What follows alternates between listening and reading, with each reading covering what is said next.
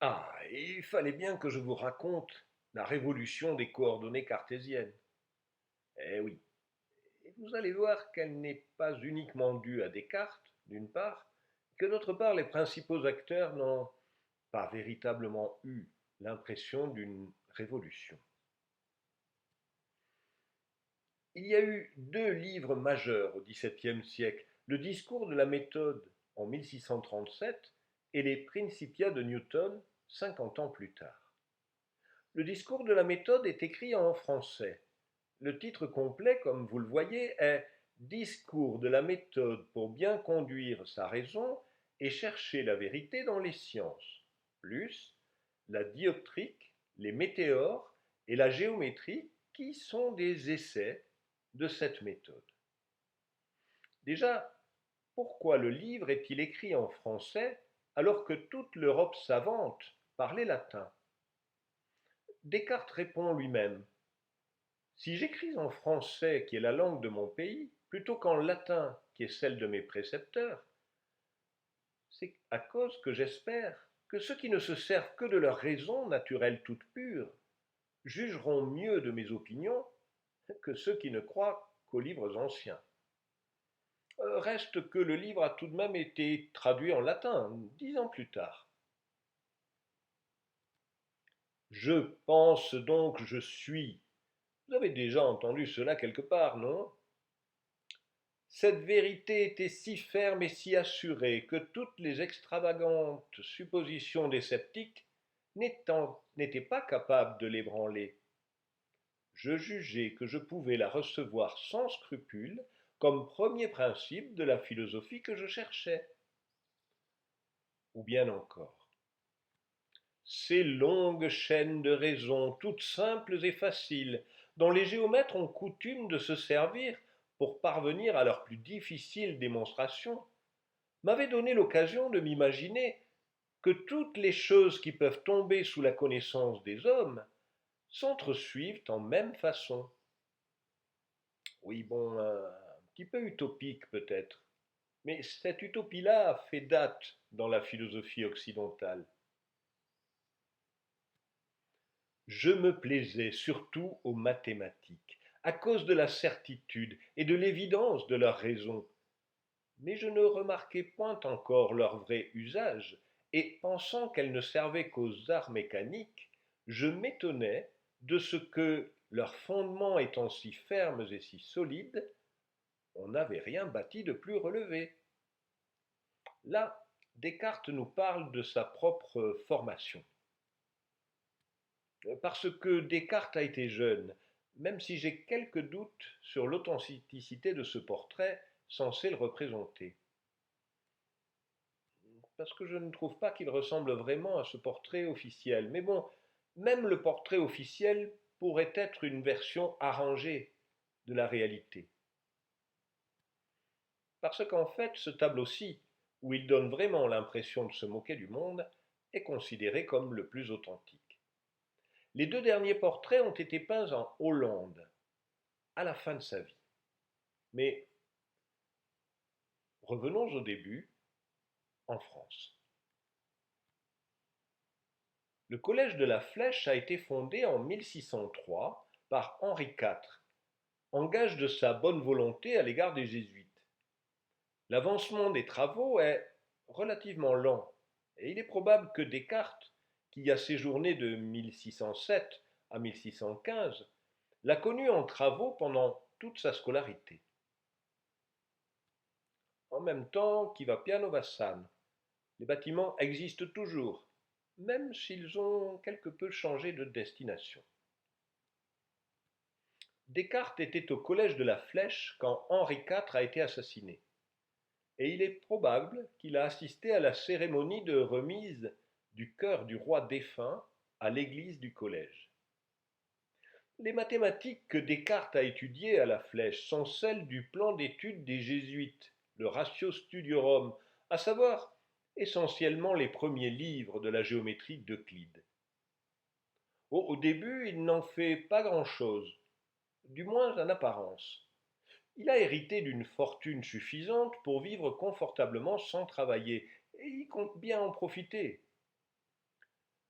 Et comme la vie militaire est un bon moyen de voir du pays, va pour l'armée. Il s'engage comme volontaire dans l'armée de Maurice de Nassau. Maurice de Nassau, c'est l'homme fort du moment en Hollande. Il est amateur de science et a employé Simon Stévin et Albert Girard. Il est protestant, Descartes catholique. Mais à l'époque, les clivages religieux, s'ils restent très importants, s'effacent parfois devant les intérêts politiques. La guerre de 30 ans démarre en 1618. On peut la voir comme la dernière guerre de religion ou bien la première guerre à l'échelle européenne. Mais quel que soit le point de vue, c'est une catastrophe humaine qui a fait plusieurs millions de morts. D'ailleurs, je ne crois pas que Descartes ait vraiment combattu sous les ordres de Maurice de Nassau. Mais écoutons-le. J'étais alors en Allemagne où l'occasion des guerres qui n'y sont pas encore finies m'avait appelé. Et comme je revenais du couronnement de l'empereur vers l'armée, le commencement de l'hiver m'arrêta à un quartier où, ne trouvant aucune conversation qui me divertît, et n'ayant d'ailleurs par bonheur aucun souci ni passion qui me troublassent, je demeurai tout le jour enfermé seul dans un poêle, où j'avais tout loisir de m'entretenir de mes pensées. Je sens qu'un zeste de décryptage ne nuira pas. D'abord, ne craignez rien. Un poêle, ce n'est pas ce que vous croyez. C'est simplement une chambre chauffée. Et puis les guerres qui ne sont pas encore finies, c'est la guerre de 30 ans. Le 28 août 1619, Ferdinand II avait été élu empereur du Saint-Empire romain germanique, et Descartes avait assisté à son couronnement. On en déduit donc que Descartes était passé d'une armée protestante à une armée catholique, celle de Maximilien Ier de Bavière. Mais à cette époque, encore civilisée, enfin tout est relatif, les hostilités cessaient pendant l'hiver. Et voilà Descartes coincé, probablement à Ulm, de novembre 1619 à mars 1620, sans avoir rien d'autre à faire que se tenir au chaud dans son poêle et discuter avec lui-même de ses propres pensées. Il semble que ces quelques mois aient été extrêmement productifs sur le plan scientifique. Il est probable qu'au printemps 1620, il avait déjà conçu l'essentiel du discours de la méthode et des applications de cette méthode, en particulier en géométrie. Qu'a-t-il fait lors de la campagne suivante? On ne le sait pas vraiment. Les troupes dont il était censé faire partie ont remporté la bataille de la Montagne Blanche, près de Prague, en novembre 1620. Certains biographes voudraient que Descartes ait participé à tous les événements importants dans l'Europe de son temps, dont cette bataille. On n'en sait trop rien en fait. Ce qui est sûr en revanche, c'est que le grand perdant de la bataille de la Montagne Blanche, le roi de Bohême Frédéric V, était le papa d'une petite Élisabeth âgée de 2 ans, qui deviendra des années plus tard en Hollande la première disciple de Descartes.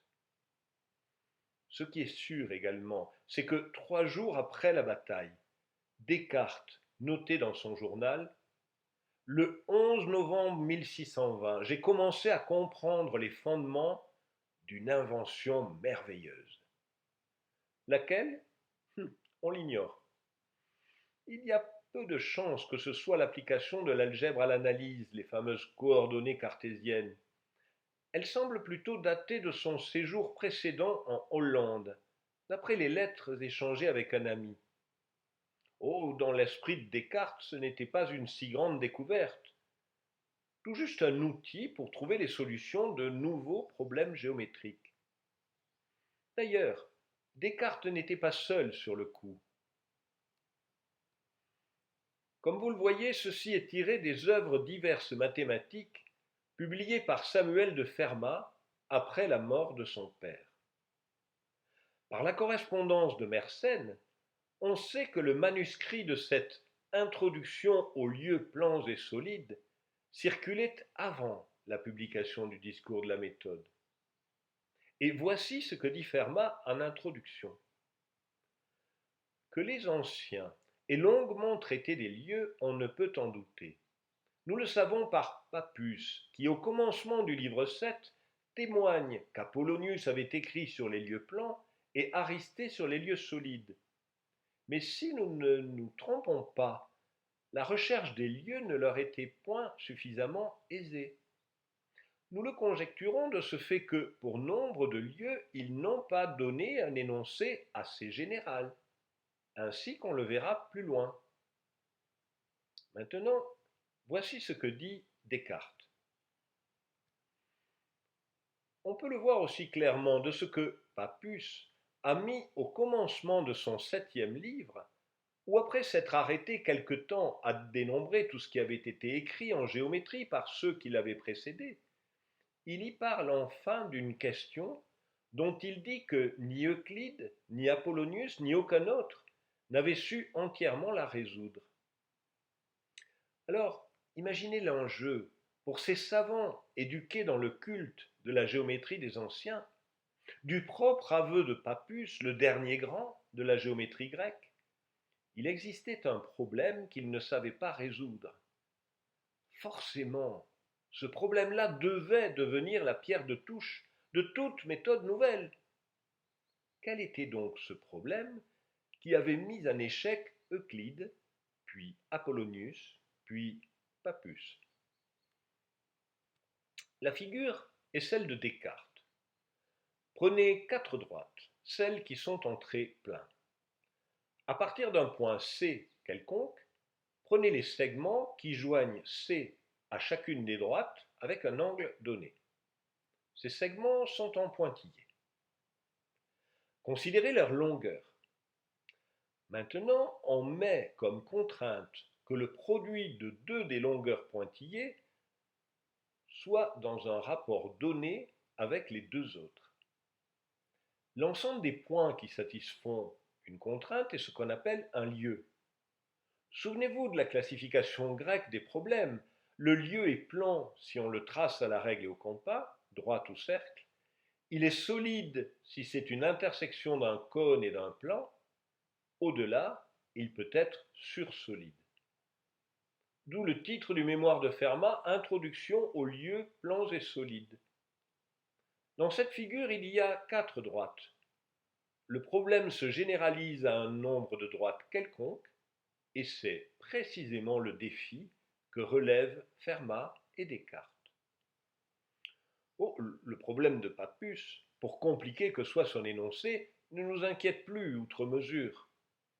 Nous paramétrons l'équation des droites, nous calculons les longueurs considérées en fonction des paramètres, et nous écrivons là où les équations qui traduisent les contraintes.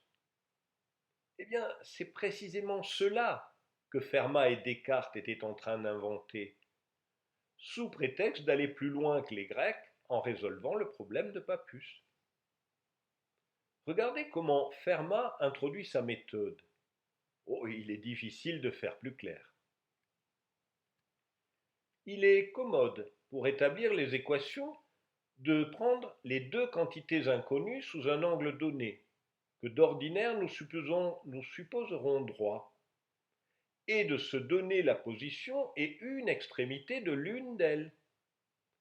Pourvu qu'aucune des deux quantités inconnues ne dépasse le carré, le lieu sera plan ou solide, ainsi qu'on le verra clairement ci-après.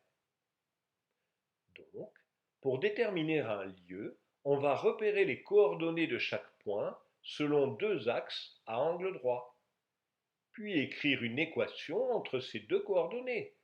Si l'équation est de degré 2 au plus, c'est celle d'une conique. Fermat n'emploie pas le mot coordonnées, pas plus qu'il ne parle d'abscisse et d'ordonnées.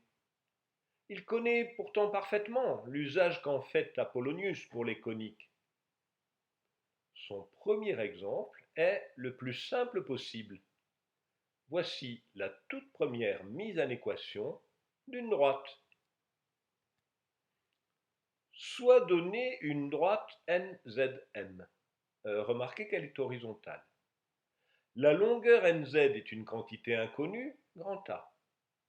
Élevons une autre droite ZI avec un angle donné en Z.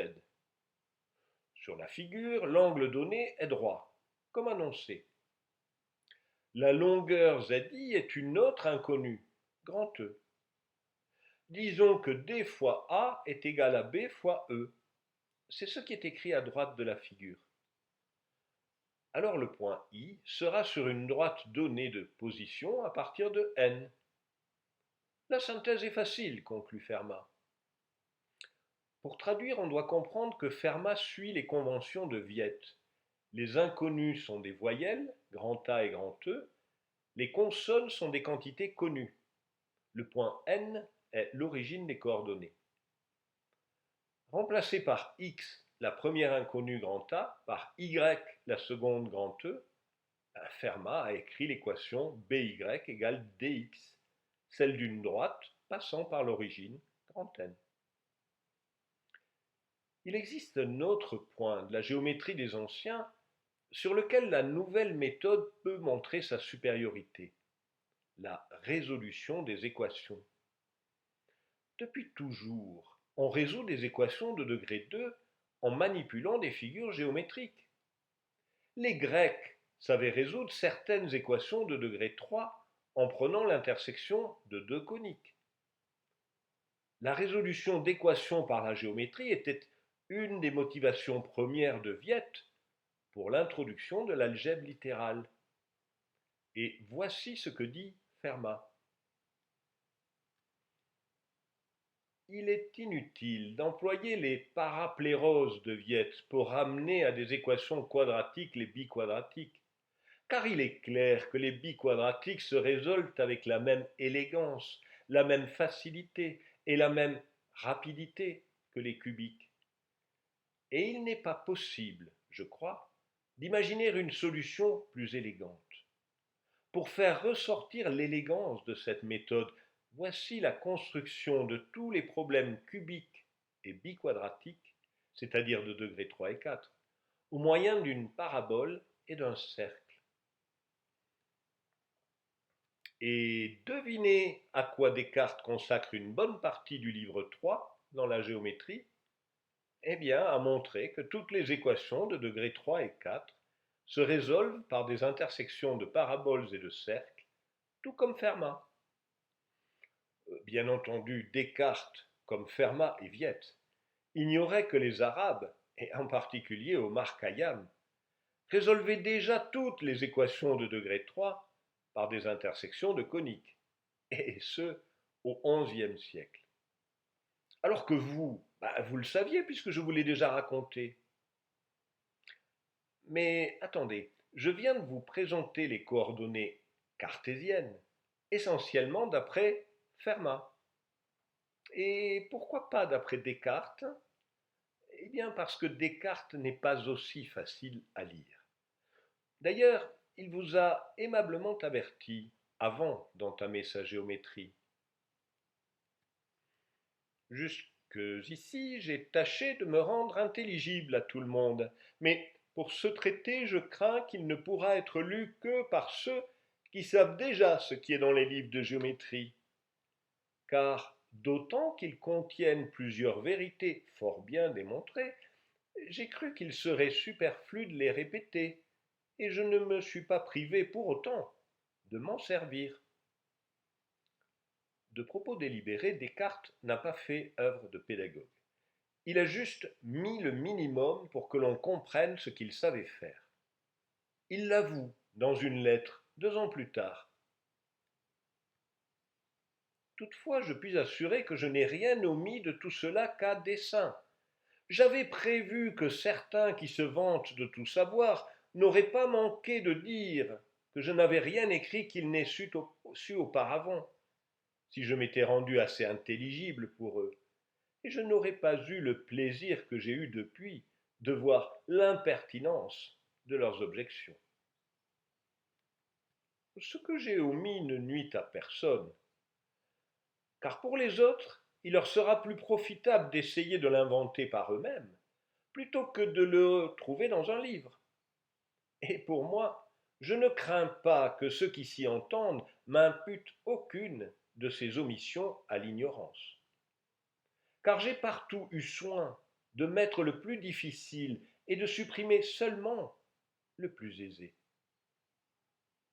Il faut dire que Descartes avait une nette tendance à se juger très au-dessus de ses contemporains, en particulier de ceux qui osaient mettre en doute certaines de ses affirmations.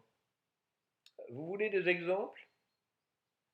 Contre Roberval, un de ses critiques les plus assidus, il dit: c'est un nain qui a une tête si monstrueuse qu'elle est 2 fois plus grosse que le reste du corps, et en laquelle il y a bien peu de sens. Il m'a fallu rire aussi en voyant sa conclusion dans laquelle il menace ma géométrie, car il m'a fait souvenir à nouveau du Capitan, qui après avoir été battu continue ses rodomontades et demeure toujours victorieux et invincible.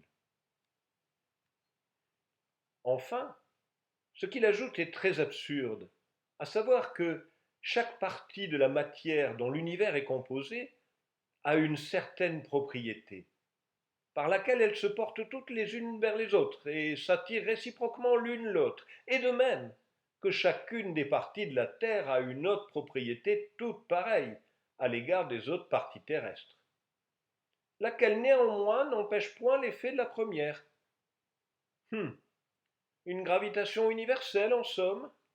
Oh oui, très absurde en effet, puisque c'est Roberval qui en parle. Je prétends qu'on ne doit pas seulement croire que j'ai fait quelque chose de plus que ceux qui m'ont précédé, mais aussi qu'on doit se persuader que nos neveux ne trouveront jamais rien dans cette matière que je n'aurais pu avoir trouvé aussi bien qu'eux, si j'avais voulu prendre la peine de le chercher. Ben voyons, et si on demandait aux neveux en question ce qu'ils en ont pensé? Tenez, par exemple, Leibniz. Pendant son séjour à Paris, de 1672 à 1676, il avait passé beaucoup de temps à consulter des manuscrits de Descartes et de Pascal. La géométrie de Descartes, comme le traité sur la roulette de Pascal, ont vraiment contribué à l'élaboration du calcul différentiel. Leibniz est conscient, comme Newton d'ailleurs, que sans l'application de l'algèbre à la géométrie, sans les coordonnées cartésiennes donc, la révolution apportée par le calcul infinitésimal n'aurait pas été possible. Voici ce que Leibniz écrit à Malebranche en 1679. Il a en tête son calcul des dérivées, mais n'a encore rien publié. Descartes a dit de belles choses, c'était un esprit pénétrant et judicieux au possible. Mais comme il n'est pas possible de tout faire à la fois, il n'a fait que donner de belles ouvertures, sans être arrivé au fond des choses. Et il me semble qu'il est encore bien éloigné de la véritable analyse et de l'art d'inventer en général. Car je suis persuadé que sa mécanique est pleine d'erreurs, que sa physique va trop vite, que sa géométrie est trop bornée, et enfin que sa métaphysique est tout cela ensemble. Si j'ai le loisir, j'espère faire un jour en sorte qu'on reconnaisse par quelque chose d'effectif combien il s'en faut que M. Descartes nous ait donné le fond de la vraie méthode. Et sans parler d'autre chose, on verra alors qu'il y a déjà moyen d'aller au-delà de sa géométrie, bien plus que la sienne dépasse celle des anciens.